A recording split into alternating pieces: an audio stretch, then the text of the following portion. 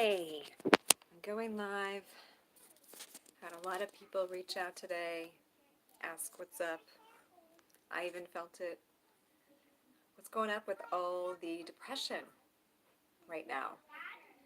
And of course, anytime you're watching this video, whether it's today, live, or a different day, perhaps you're asking yourself that same question. What is up with all the depression, or rather, what is down with it? Because it's this down feeling that you can't seem to get out of. And I felt it most of today. And it's not necessarily common for me to feel that way, though I do dip in from it to it from time to time. And I actually do feel like there's a reason why. And a lot of it has to do with an integration period that if new awarenesses, new thoughts, new beliefs are coming to you regularly and they're speeding up for many of us, then there comes a point at which you can take no more in. You simply must integrate, absorb, allow the brain to adjust around and literally create new neural pathways for what just came in.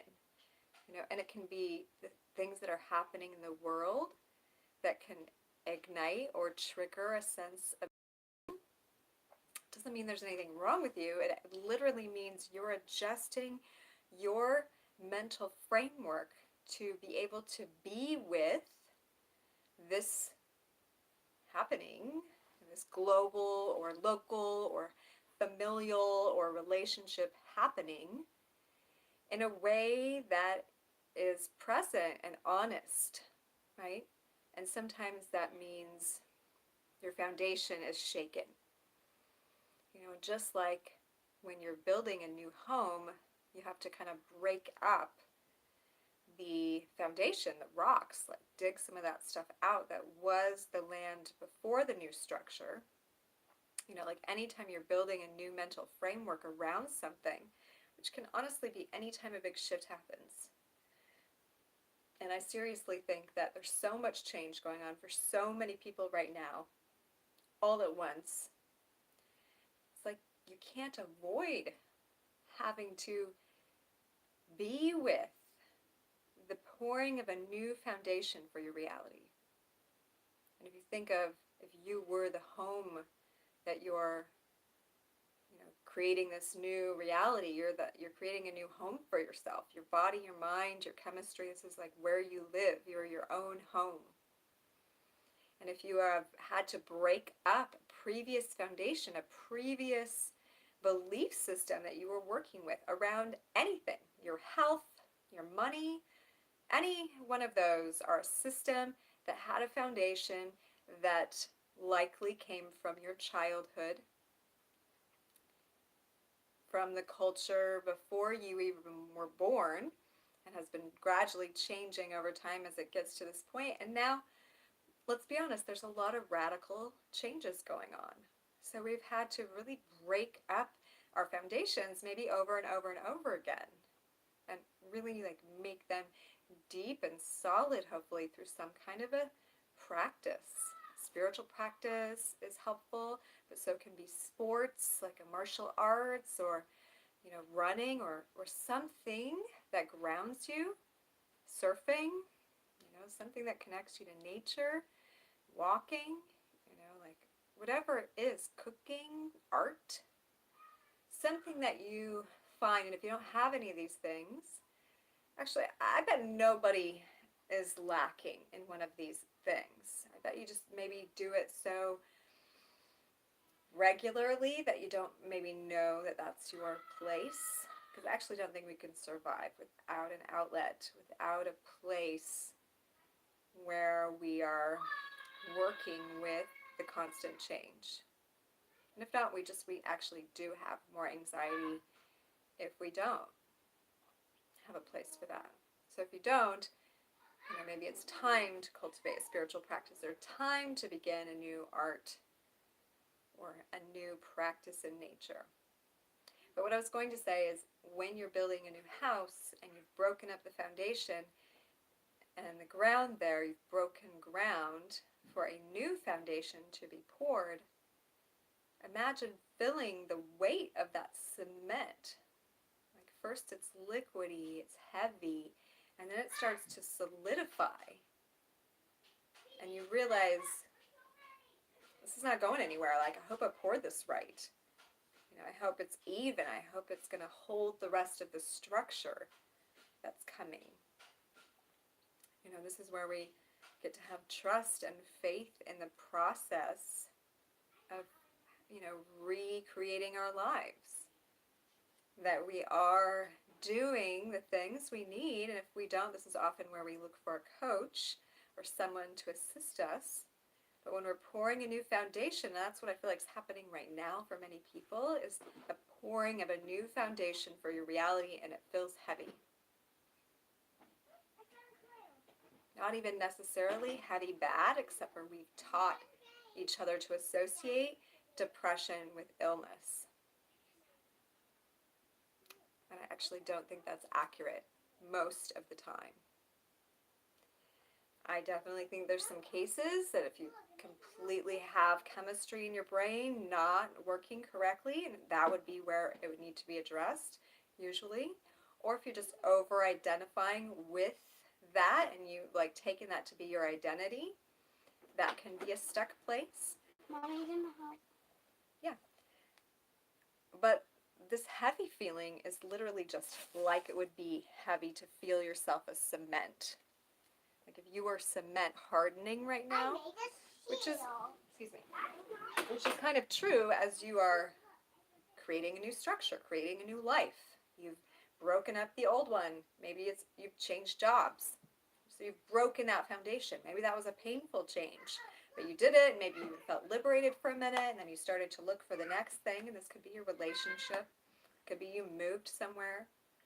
So after you've made it, there's an excitement, but as you then go to pour the new foundation, which is you've got to create new neurotransmitters, like I said, for those neural pathways that are going to say, this is how my life is going now. This is the way I'm going to think about it. This is the new framework going in.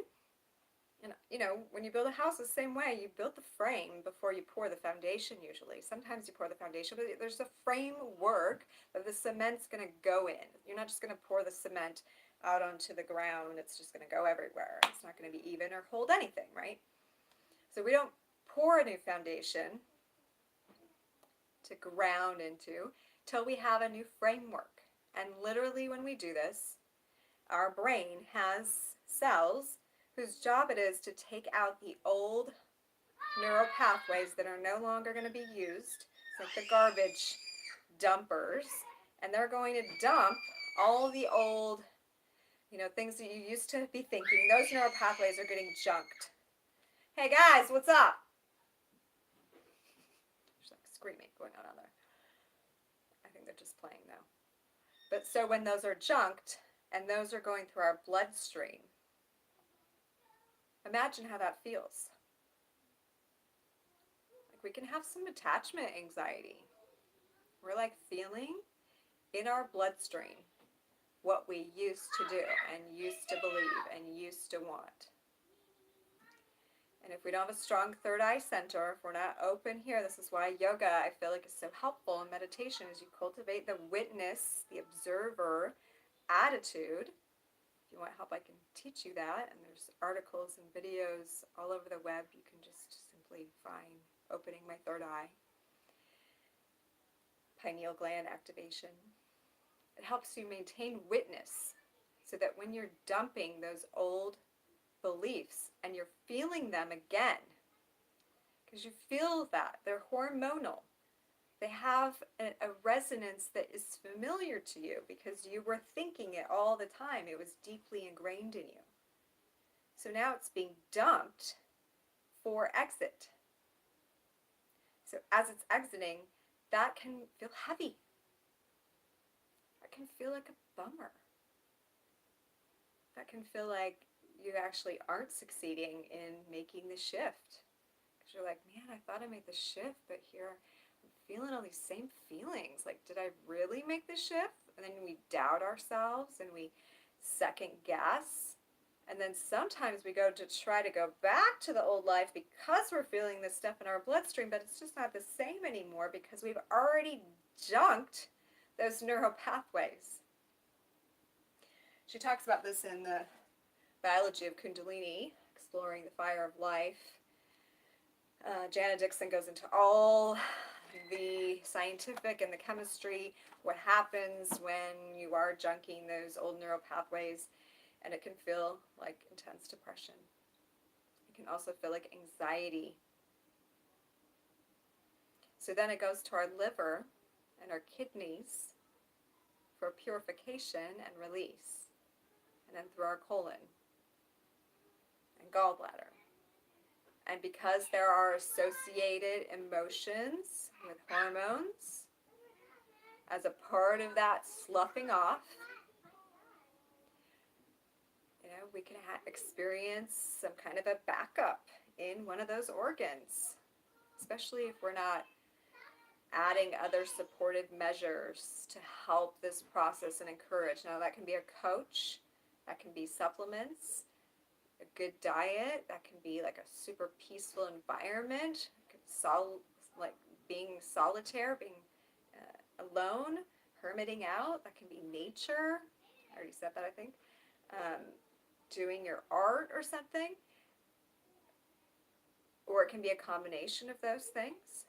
But if you're just trying to make the change and go to regular life, that can be extremely difficult and can cause an organ to feel overloaded and even have an episode of some kind, like looks like a gallbladder problem, looks like a gallstone, looks like a kidney stone, looks like constipation or hemorrhoid or liver issues. It can look like any of these things. And go ahead and multiply that by any organ if you want.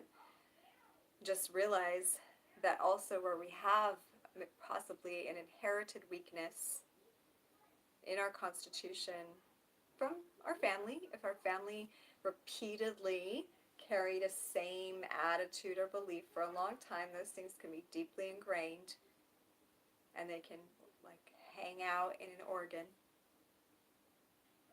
You can look online, different organs hold different emotions. It's Chinese medicine.